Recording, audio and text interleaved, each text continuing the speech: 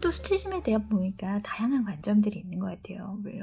물론 이제 누스바움 안 된다고 하고 있지만 또 긍정적인 측면에 주목해서 어떤 수치심 윤리의 필요성을 주장한 연구자들이 있죠. 또 국내 연구자들의 주장을 소개해 주신다고요. 네. 네.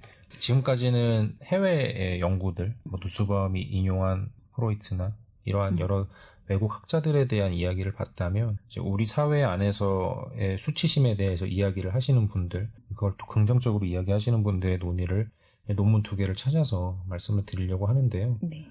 첫 번째는 신은화라는 연구자께서 논문에서 수치심과 인간다움의 이해라는 논문에서 맹자의 수호지심과 누스바움의 수치심을 비교하고 건설적 수치심의 필요성을 보이고자 하는 얘기를 하셨었어요. 이제는 이제 동양의 얘기가 나오고 있네요. 네.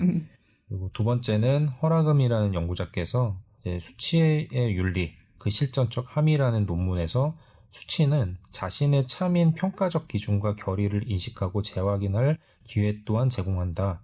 따라서 수치를 느낄 능력이 있는 자가 그렇지 못한 자보다 항상 낫다라고 주장을 합니다. 굉장히 강한 주장을 하고 계세요. 그래서 수치라는 게 결국엔 자기의 어떤 도덕적 발전을 위해서 필요하다 이렇게 말씀을 하시는 건데요. 되게 공정한 거잖아요. 네네. 맞아요. 수치를 느낀다는 것은 행위자가 자신이 지키고자 하는 일련의 가치를 갖고 있다는 것. 내가 뭔가를 중요하게 생각하기 때문에 그에 대해서 수치를 느낀다는 그런 맥락에서 이런 주장을 하고 계시는 건데 간략하게 살펴보겠습니다. 그래서 우리가 맹자 얘기가 나오고 있는데 맹자가 말하는 수호지심과 수치심이 같은 건가요? 그건 아니죠. 맹자는 인간의 선한 본성을 정당화하기 위해서 측은지심 등 4가지 단서, 우리가 잘 알고 있는 사단을 언급했어요. 맹자는 우물에 들어가는 어린아이를 보면 갑자기 측은한 마음이 생겨나는 것으로 미루어 볼 때 인간은 그에 걸맞는 선한 본성을 가지고 있다. 그래, 이의 도덕 시간, 윤리 시간에 많이 배우는 예죠. 네. 네, 맞아요.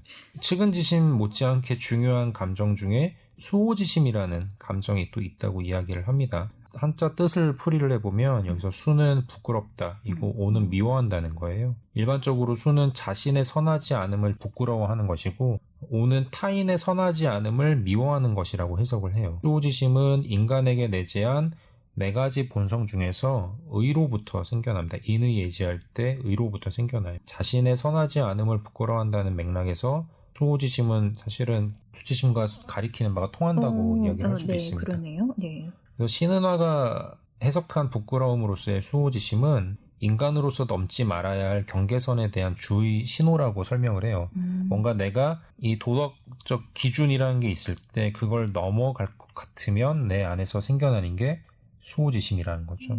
이창과 같은 연구자는 그런 수호지심을 내면의 소리라고도 이야기를 합니다.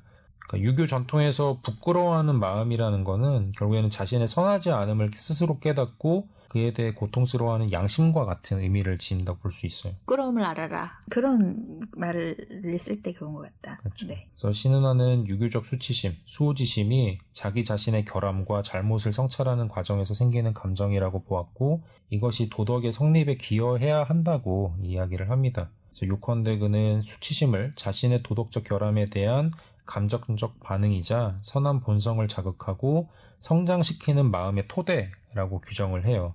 수치심이 있기 때문에 우리는 도덕적 실천과 수양을 할 수 있다는 거죠. 그래요. 이거 수치심 긍정적으로 보고 있어요. 앞에 방송 들으시는 분들 헷갈리겠다. 우리가 계속 수치심 반대하고 있었는데. 네. 맞아요. 그래서 신은화 분석 따르면 이 사람의 분석에 따르면 맹자의 수호지심은 자신 또는 타인의 도덕적 결함이나 잘못을 부끄러워하고 미워하는 마음이기 때문에 도덕적 실천의 토대가 되는 거고 계속 우리가 말씀해 주신 것처럼 누스바움이 분석한 원초적 수치심과는 다른 거죠. 수치심이 건설적이기 위해서는 이제 앞서서 살펴본 것처럼 누스바움은 나르시시즘이 배제돼야 된다.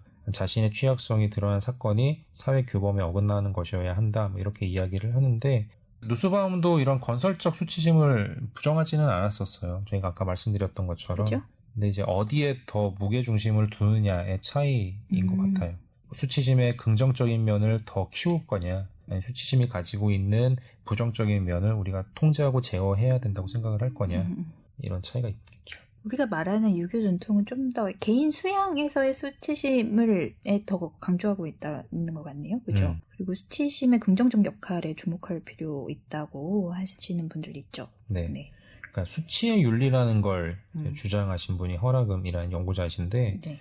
이분은 수치심에 대한 상당수의 연구가 수치심의 부정적 측면에 집중하고 있다는 걸 비판하고 있어요.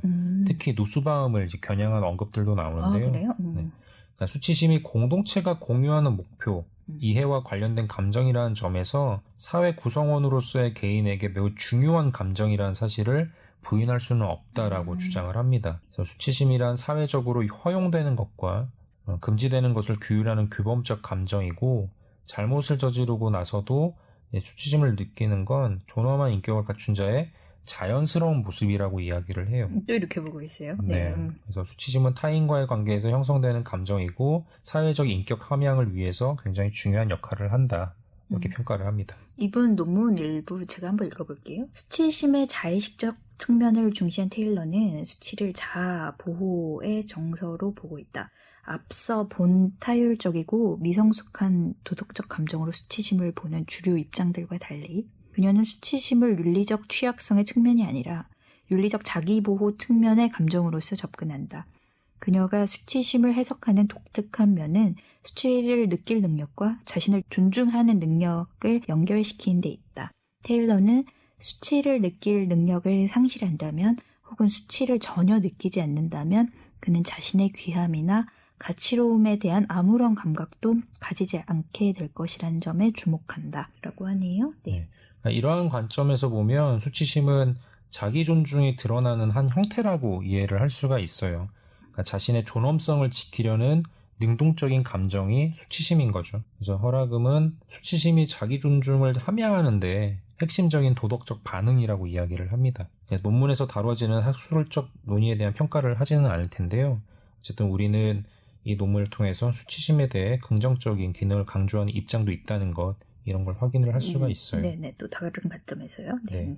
한 가지 생각해 볼 점은 수치심이 자기 존중으로서의 도덕적 감정이라면 우리는 그것을 어떤 방식으로 소화해야 하는가의 문제겠죠. 이는 수치심을 대하는 나의 태도와 관련이 있는데요. 수치심을 나의 존재를 돌아보는 기회로 삼아서 보다 나은 인간으로 나아가는 힘으로 활용하고자 한다면 수치심도 충분히 긍정적 감정이 될 것이고 네. 신원하나 허라금이 주장했던 바 이것도 틀린 말이 되지는 않을 거예요. 네.